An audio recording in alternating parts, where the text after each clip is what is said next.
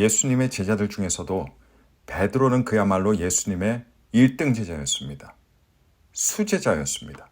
베드로만큼 예수님과 가까운 제자도 없었습니다. 근데 예수님께서 이 땅에서 사역하시던 공생의 때를 기록한 복음서를 가만히 읽어보면 조금 이상합니다. 베드로와 관련해서 이상합니다. 자, 뭐가 이상할까요? 사실 베드로가 예수님의 수제자였기는 하지만 그런데 뾰족히 대단한 일을 한 것이 별로 없다는 것을 깨닫게 됩니다. 아니, 오히려 그 반대의 일을 더 많이 했습니다. 베드로는 풍랑을 보고 두려워 떨었습니다.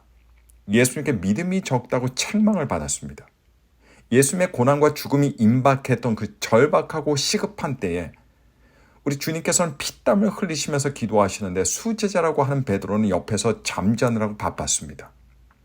그러다 예수님이 잡히실 때 앞뒤 가리지 않고 아무 대책 없이 무식하게 무조건 칼을 빼들고는 여기저기 휘두르다가 대제사장의 종의 귀를 쳐서 떨어뜨렸습니다. 그리고는 곧장 예수님께 책망을 받게 됩니다. 그런데 결정적으로는 베드로는 자신만큼 충실한 제자가 없다는 듯이 다른 사람들은 다 도망가도 자기만은 예수님을 버리지 않겠다며 큰 소리 쳤던 베드로가 나중에 예수님께서 잡히시자 어떻게 합니까? 조랭랑을 쳤다가 나중에는 사람들 앞에서 예수님을 3번씩이나 부인하고 맙니다. 여러분, 이런 것들 종합해 볼 때 베드로는 수제자가 될 만큼 적극적이고 자신만만하고 열정적이기는 했지만 그러나 베드로는 충동적이고 경솔하기도 하면서 성급한 사람이었습니다. 자, 여러분, 이것이 복음서에 그려지는 베드로의 모습입니다. 그리고 이런 베드로의 모습을 보다 보면 사실 우리는 그에 대한 존경심보다는 보통 사람과 크게 다르지 않네. 자, 이런 생각이 듭니다. 근데 복음서를 다 읽고 이제 사도행전을 읽기 시작하다 보면 참고로 시간 순으로 볼 때 사도행전의 일들은 이 복음서의 일들보다 뒤에 일어난 사건들을 다룹니다. 근데 이 사도행전에 들어와서 베드로는 우리들을 깜짝 놀라게 합니다. 왜냐? 복음서에서 볼 수 있는 그의 모습과 사도행전에서 나오는 그의 모습을 비교해 보면 이 사람이 과연 같은 사람이 맞는가라고 할 정도로 그의 모습이 굉장히 달라져 있기 때문입니다. 사도행전에 나타나는 그의 모습은 복음서하고는 완전히 딴판입니다. 자, 흔히들 사람들은 이런 말을 종종 하죠. 사람은 쉽게 변하지 않는다. 또는 웬만해서는 사람 변하지 않는다. 이런 말입니다. 자, 어떤 부분에서 저는 이 말에 동의합니다. 가령 예를 들면 천부적인 성향, 천부적인 성격은 변하지 않는 것이 맞습니다. 일반적으로 성격이 빠른 사람이 성격이 느려지지 않습니다. 성격이 느긋한 사람이 성격이 빨라지지도 않습니다. 고집이 센 사람들, 그 고집 어디 다른 데 가지 않습니다. 왜냐하면 천부적인 성향이자 성격이기 때문입니다. 물론 개선이 될 수는 있어도 그러나 근본적으로 바뀌지는 않습니다. 그래서 사람의 천부적인 성격이나 타고난 성향과 관련해서 사람이 변하지 않는다라고 하면 그건 맞는 것 같습니다. 사람 좀처럼 변하지 않습니다. 하지만 천부적인 것이 아닌 다른 것과 관련해서 사람은 얼마든지 변할 수가 있어요. 자, 가령 예를 들면 사람이 예수님을 만나고 나서 변합니까? 변하지 않습니까? 변합니다. 변해도 많은 것들이 변합니다. 생활의 습관도 변하고, 좋아하고 싫어하는 것도 변하고, 추구하는 것도 변하고, 생각의 발상 자체도 달라지고, 성숙도도 변합니다. 그렇기 때문에 건달의 삶을 살다가도 여러분 경건한 성도의 삶을 살 수가 있는 겁니다. 더군다나 그리스도의 변화는 한 번에 끝나는 것도 아니고 계속해서 평생 긍정적인 변화가 이루어집니다. 왜냐하면 믿음으로 사는 그리스도인은 일평생 예수님을 닮아가기 때문입니다. 그러니 변화는 계속 이루어지는 것이 맞는 것이고 그리고 당연히 계속 이루어져야 하는 겁니다. 그리고 이런 변화의 아주 좋은 예들 중 하나가 바로 오늘 우리가 살펴보는 베드로의 예입니다. 사도행전에서 베드로는 아주 새로운 모습을, 달라진 모습을 우리들에게 보여줍니다. 저는 베드로의 변화에 대해서 표현할 때 한 단어로 표현할 수 있다라고 생각합니다. 그 단어가 뭘까요? 바로 업그레이드라는 단어입니다. 저는 간혹 기도할 때 이렇게 기도합니다. 하나님, 저를 영적으로, 인격적으로 업그레이드 시켜 주십시오.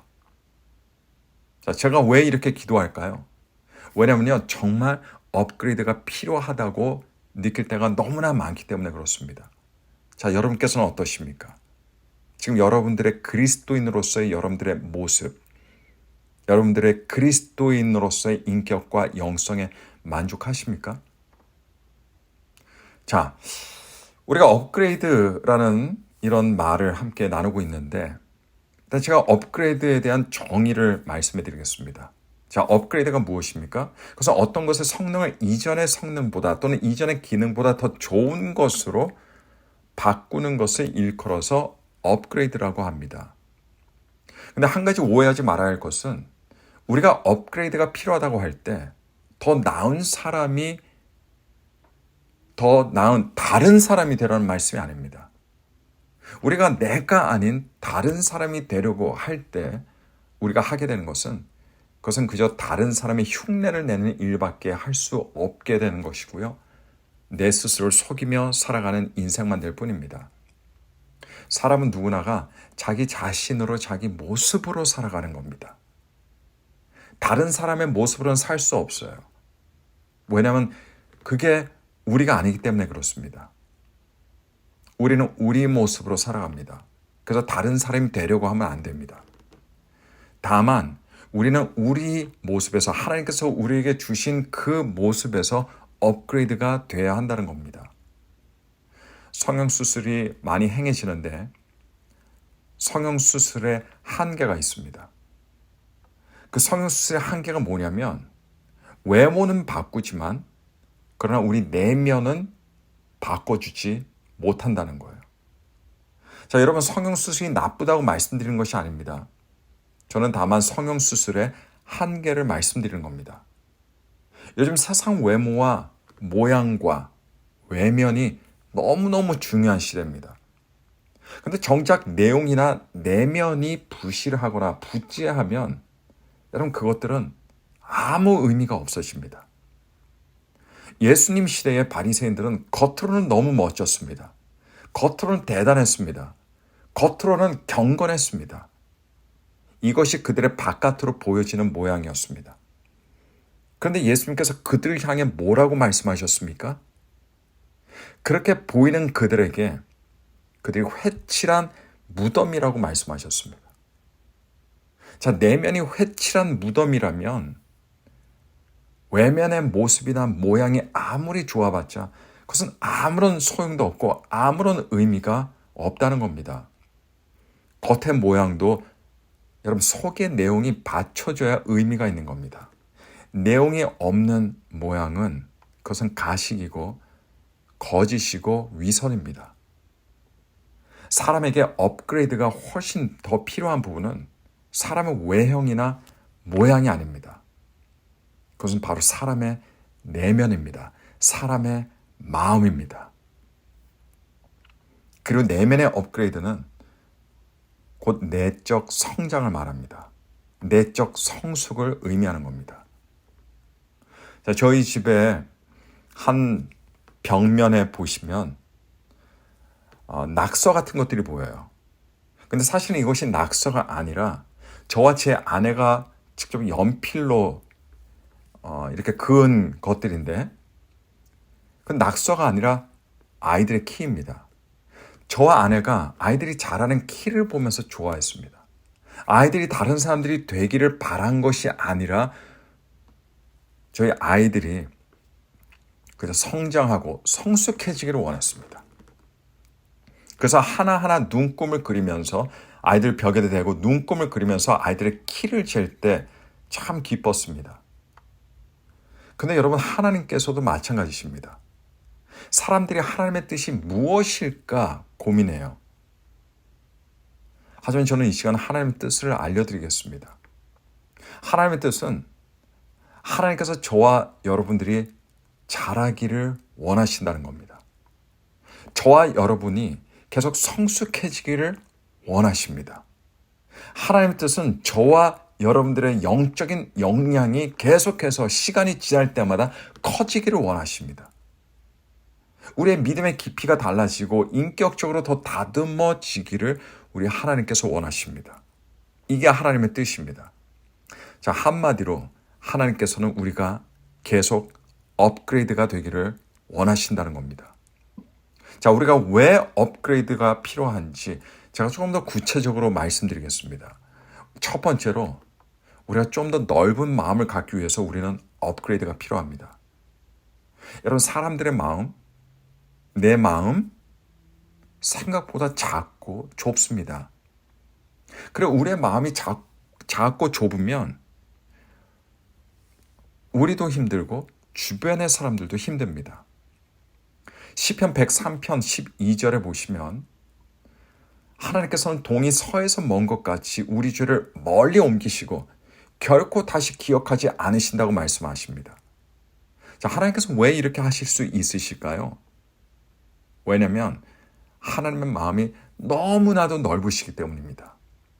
하나님께서 사랑의 하나님이 되실 수 있는 이유도 그분의 마음이 헤아릴 수 없을 정도로, 측량할 수 없을 정도로 넓으시기 때문입니다.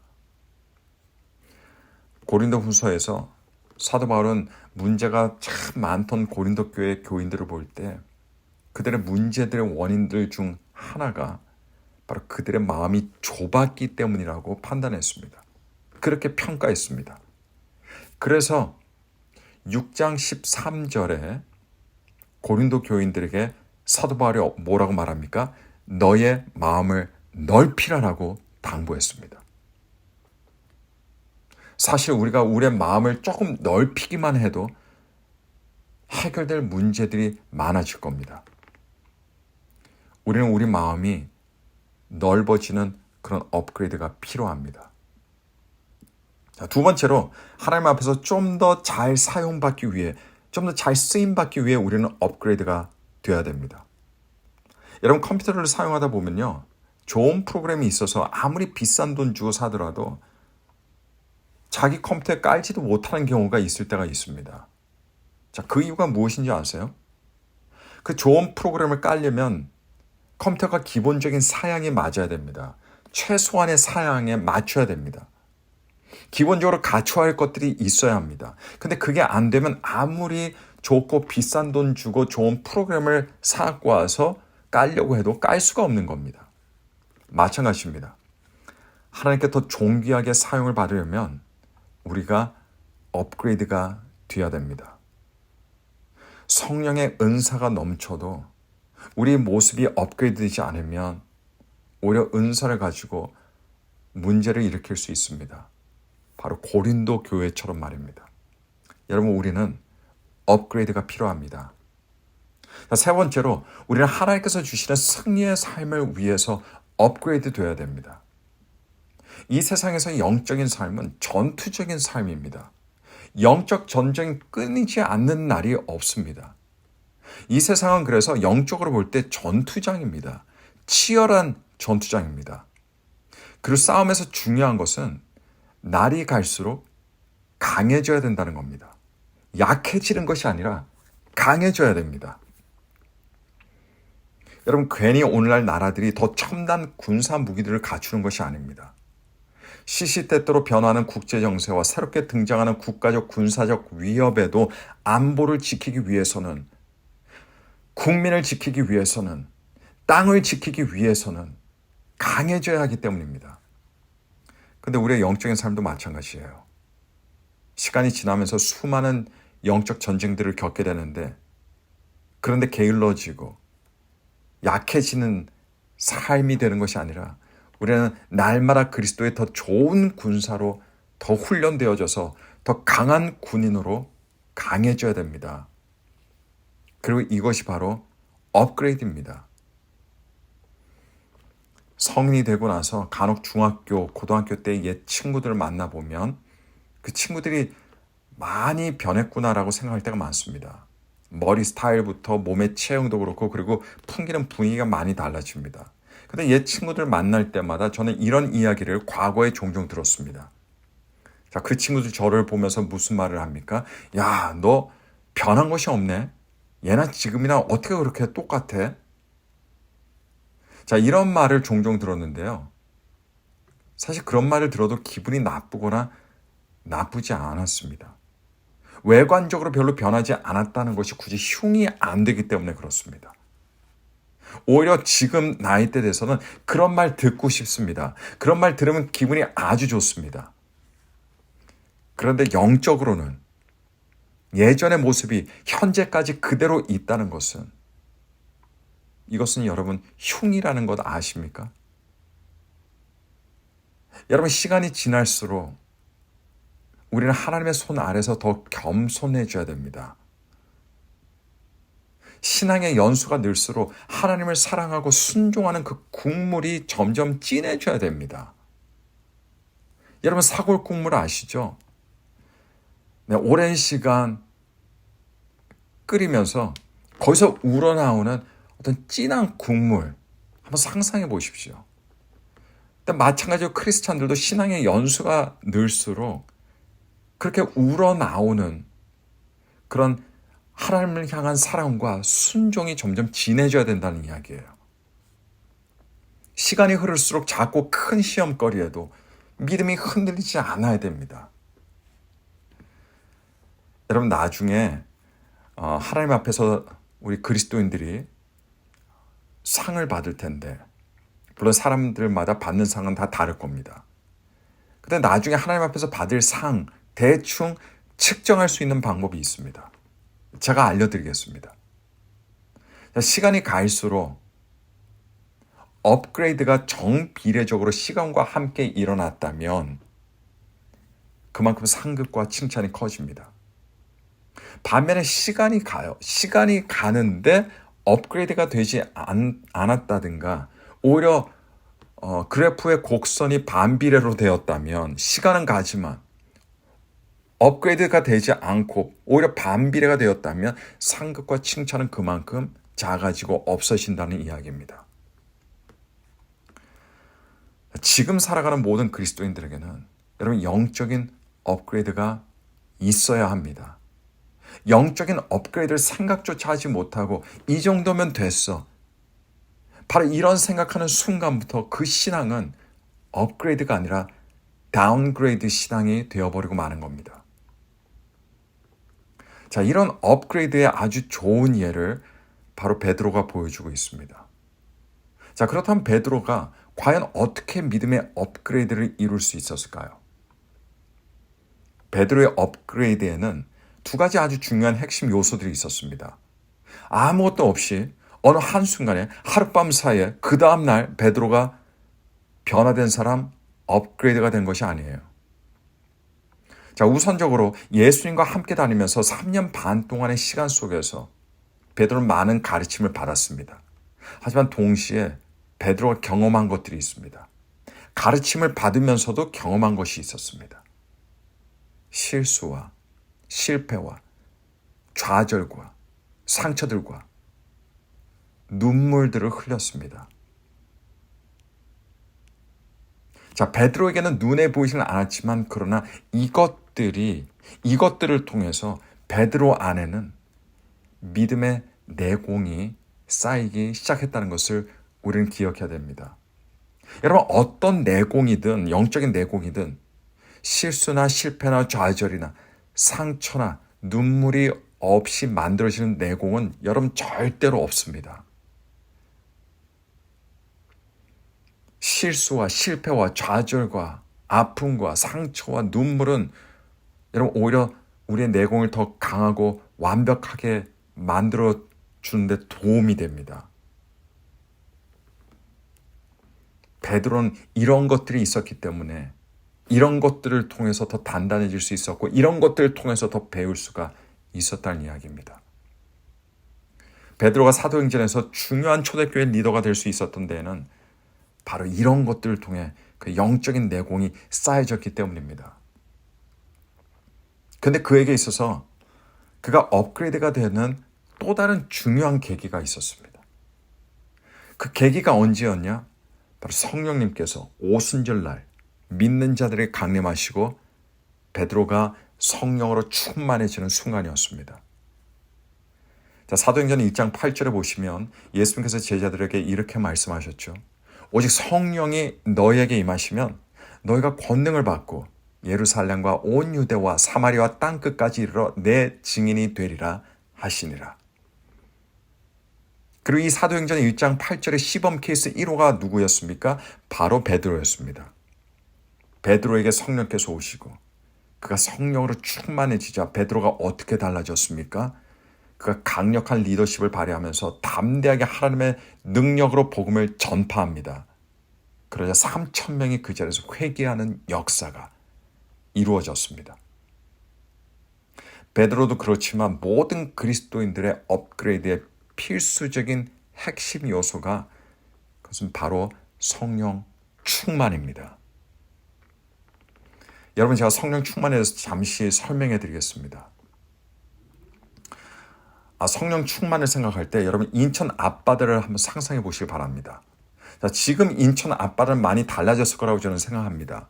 하지만 옛날 시대 때만 하더라도 60년, 70년대, 80년대, 90년대까지만 하더라도 인천 앞바다는요 굉장히 지저분하고 더러웠다고 합니다.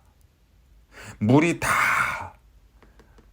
썰물이 돼서 나갔을 때 보면 인천 앞바다 바닥에 그 갯벌에 온갖 쓰레기들이 버려진 쓰레기들이 있었고 오물들이 있었다는 얘기예요. 하지만 어느새 시간이 지나 다시 밀물이 몰려옵니다. 그 물이 거기를 덮어요. 자, 바로 덮였을 땐 어떤 모습이 되냐면요. 아주 아름다운 모습이 돼요. 그 더러운 인천 앞바다에 물이 충만하게 해서 물이 차고 들어오면 거기보다 더 나은 데이트 장소가 없는 곳처럼 그렇게 된다고 하는 이야기입니다. 성령 충만한 이유와 비슷한 겁니다. 여러분, 우리 인간 안에는, 우리 인간 내면에는요, 온갖 더러운 쓰레기들과 오물들로 가득 차 있습니다. 그러나 성령께서 우리 가운데 들어오셔서 우리가 성령으로 충만해지면, 성령의 물로 충만해지면 정말 아름다워져요. 왜냐하면 모든 지저분한 것들, 찌꺼기들, 쓰레기들, 오물들이 다 덮여지기 때문에 그렇습니다.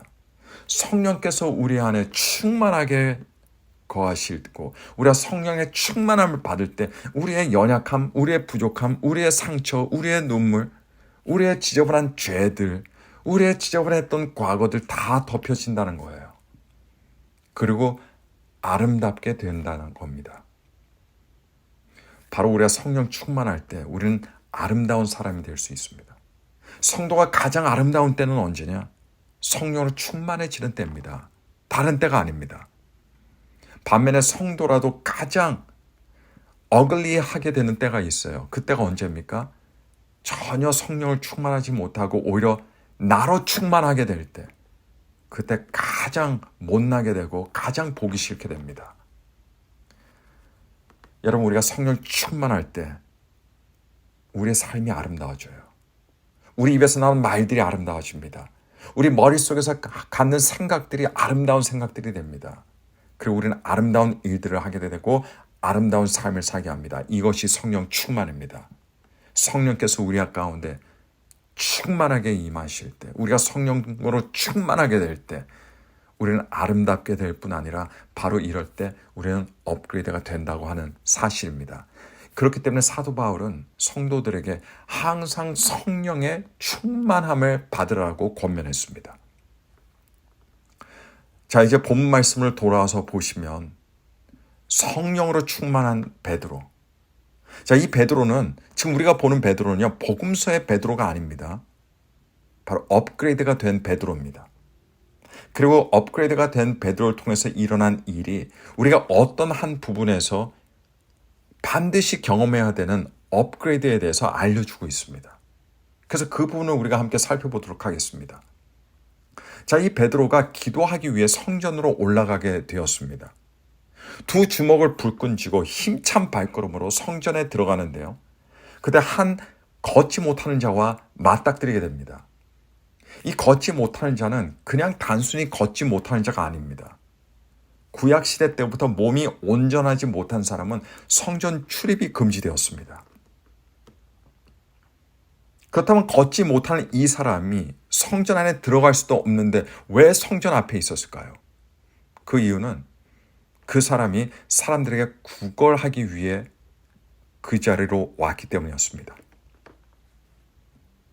근데 오늘 본문 말씀 4절에 보니까 베드로가 요한으로 더불어 그를 주목했다라고 말하고 있습니다. 그냥 스치듯 쳐다본 것이 아니라 뚫어지게 쳐다본 겁니다. 우리가 살아가는 현대사회에서는 모르는 사람을 뚫어지게 쳐다보지 않습니다. 왜요? 왜냐하면 그것은 예의 없고 무례한 행동이기 때문에 그렇습니다. 아마도 옛날 시대 때도 크게 다르지 않을 거라고 생각합니다. 근데 베드로와 요한은 이 불구자를 뚫어지게 쳐다보았어요. 이유가 있습니다. 베드로와 요한이 이 지체 장애인을 보면서 특별한 기회를 포착했기 때문이었습니다. 어떤 기회였습니까? 성령께서 역사하실 수 있는 기회였습니다. 그리고 자기들이 아주 소중하고 귀하게 여기는 것을 그 사람에게 나눠줄 수 있는 기회를 보게 된 겁니다. 성령의 임재하심 가운데 성령 충만함으로 살아가는 믿음의 사람들의 특징들 중 하나는 영적인 기회가 보인다는 겁니다. 그리고 그 기회를 놓치지 않습니다. 왜냐하면 성령께서 그 사람 안에서 역사하시기 때문입니다. 사실 베드로가 본 구걸하는 장애인은 그날만 있던 것이 아니었어요. 이 장애인이 그날만 거기에 와서 그곳에서 구걸하던 것이 아니었습니다. 그 장애인은 매일 그 자리에 있었습니다. 매일 그 시간에 있었습니다. 그리고 매일 사람들에게 구걸했습니다. 근데 이전엔 그냥 그 사람을 보고 지나쳐 갔어요. 그런데 성령으로 충만하게 되어 업그레이드 된 이 베드로가 그 구걸하는 장애인 안에서 기회를 보게 되고 그리고 그 기회를 잡은 겁니다. 그리고 베드로는 그 사람에게 이렇게 말합니다.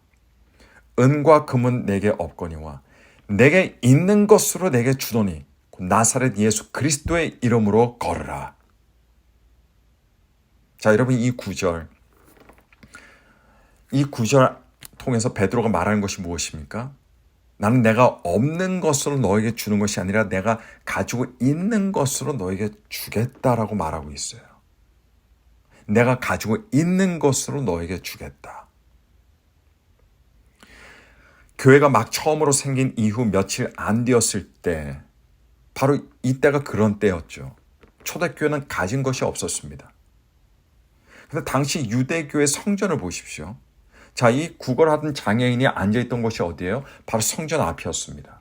그것도 성전 미문이라고 불리는 곳이었어요. 미문은 이 미자는 아름다울 미자입니다. 아름다운 문. 그래서 미문이에요. 왜 미문이냐면 거기다가 온갖 아름다운 것들로 장식해놨기 때문이었습니다. 성전 들어가는 곳 중에서 거기가 가장 아름다운 곳이었어요. 그리고 성전에는 없는 것들이 없을 정도였습니다. 모든 것이 풍성했습니다. 으리으리하고 웅장한 성전 건물이 있었습니다. 그리고 그 안에는 은과 금으로 충만했습니다. 그런데 유대교의 성전에 없던 것이 하나 있었어요. 그것은 바로 예수 그리스도였습니다. 자, 반면에 초대교회를 볼까요? 초대교회는 있는 것이 없었어요. 은도 없었고 금도 없었습니다. 그러나 이 초대교회가 있는 것이 하나가 있었어요. 그 있는 것이 무엇이었습니까? 그 있는 것이 바로 십자가에서 죽으시고 부활하신 예수님이었습니다. 성전 앞으로 나와서 날마다 구걸하던 그 걷지 못하던 사람, 이 유대교의 성전은 비록 은과 금은 많았을지라도 그러나 그에게 해줄 수 있는 것이 아무것도 없었습니다. 그런데 은과 금도 없고 아무것도 없던 초대교회를 대표하던 베드로는 그 사람에게 줄 수 있는 것이 있었고 그리고 그것이 그 사람에게 가장 필요한 가장 절실한 것이었습니다. 오늘날 물질 문명 시대에 너무나도 당연시되는 아주 공고한 굳건한 믿음이 있어요. 그것이 무엇입니까? 은과 금이 사람을 부유하게 해준다는 겁니다. 은과 금만 있으면 만사 오케이라는 얘기예요.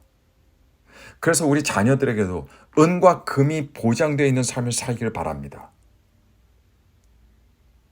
하지만 여러분, 사람이라는 존재는 은과 금으로 부유해지는 것이 아닙니다.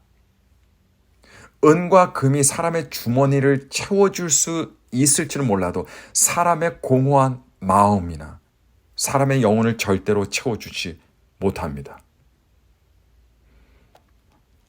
자, 요한계시록에 소아시아에 있던 7 교회들이 나옵니다. 그 중에 서머나 교회가 있습니다. 서머나 교회. 이 서머나 교회는 어떤 교회였냐면요. 인간적으로 볼 때 지지리도 불쌍한 교회였습니다. 자신들의 믿음 때문에 늘 환난과 핍박을 견뎌야 했습니다. 게다가 이 교회 성도들은 또 지지리도 가난했습니다. 오늘날 이런 교회가 있다면 교회를 찾는 사람들은 제일 먼저 외면할 교회가 바로 서머나 교회입니다. 그런데 예수님께서 이 교회를 바라보시면 뭐라고 말씀하신 줄 아세요? 우리 주님께서는 이 서머나 교회에게 이렇게 말씀하셨습니다. 내가 내 환난과 궁핍을 알거니와 실상은 내가 부요한 자니라. 자, 반면에 소아시아에 또 다른 한 교회가 있었는데 라오디게아 교회입니다. 근데 이 라오디게아 도시가 사실 아주 부촌이었어요. 모든 것이 풍성하고 풍족한 도시였습니다. 그러다 보니까 이 라오디게아 교회도 풍족했습니다. 부족한 것이 없었어요. 근데 부족한 것이 없다 보니까 이 라오디게아 교인들의 신앙이 차지도 않고 뜨겁지도 않은 그냥 미지근한 교회가 되어버리고 말았습니다. 근데 이 라오디게아 교회에게 예수님께서는 이렇게 말씀하셨습니다. 내가 말하기를 나는 부자라 부요하여 부족한 것이 없다 하나 내 공고한 것과 가련한 것과 가난한 것과 눈먼 것과 벌거벗은 것을 알지 못하는도다. 여러분, 오늘날 우리가 경험해야 할 업그레이드 중 하나가 무엇입니까? 그것은 은과 금이 아니라 예수님이 우리의 부요함이다라고 하는 깨달음입니다. 세상 사람은 은과 금이 절대적입니다. 그러나 진짜 예수님의 사람은 예수님이 절대적입니다. 예수님 한 분으로 충분합니다. 왜냐하면 진짜 예수님을 알기 때문이고 예수님을 진짜 경험했기 때문입니다. 여러분들의 삶에 정말 하나님께서 일으키시는 새 물결이 있기를 원하시면 여러분들의 삶에 진실된 고백이 이것이 되어야 됩니다. 예수님께서 나의 부요함이십니다. 라고 하는 고백입니다. 여러분, 돈이 많지만 불행한 사람들 너무 많습니다. 하지만 예수 그리스도가 있는데 불행한 사람 보셨습니까? 예수 그리스도가 저와 여러분들의 부요함이십니다. 우리를 부요케 해준 것은 이 세상에 없습니다. 은과 금도 우리를 부요케 해주지 못합니다. 오직 예수 그리스도만이 우리를 부요케 해주십니다. 오늘 여기에 계신 분들 가운데 이것이 이미 여러분들의 신앙 고백이 된 분들도 계시지만 아직 이 신앙 고백이 없으신 분들은 오늘 이런 믿음과 이런 신앙 고백을 가지시기를 바랍니다. 그럴 때 걷지 못하던 사람이 걸으며 하나님을 찬양했듯이 여러분들이 크게 업그레이드 되어서 그 자리에 일어나서 하나님을 찬양하는 사람들이 될 줄로 믿습니다. 여러분, 믿음의 길에서 후퇴하는 다운그레이드가 아니라 어떠한 상황에도 어떠한 환경에도 성령 충만을 받고 앞으로 전진하는 업그레이드가 되는 신앙생활을 하시기를 예수 그리스도 이름으로 축원합니다.